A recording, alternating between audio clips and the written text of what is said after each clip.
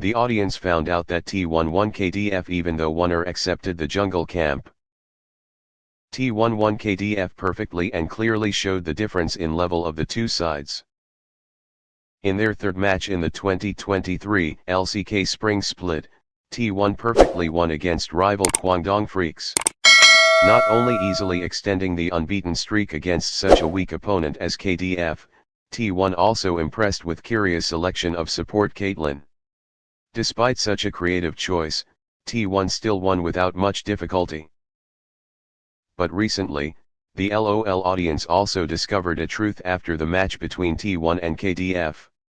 Specifically, in Game 1 of the match between T1 and KDF, many viewers noticed that Oner completely ignored the Wolf Beach in the jungle of the home team.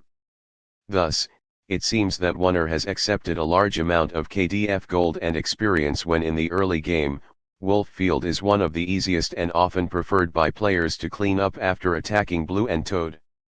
Tontin. But in fact, skipping the Wolf Field did not affect the Oner too much at all. Because, throughout Game 1, T1's jungler was constantly on the bottom lane and helped Gumayusi, Kyria completely destroy the opponent.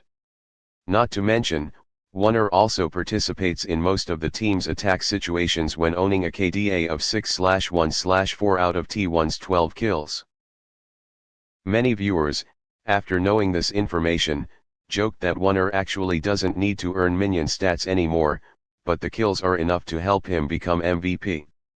And indeed, Oner and Kyria were the two players who won the MVP title of the match against KDF, helping the pair to become two T1 players with 200 MVP points in the 2023 LCK Spring Split up to now.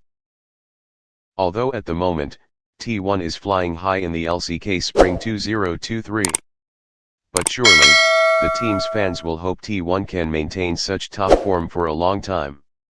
Especially when they had an unbeaten record in Spring 2022 but then failed at MSI the same year because they dropped in form at the most important stage.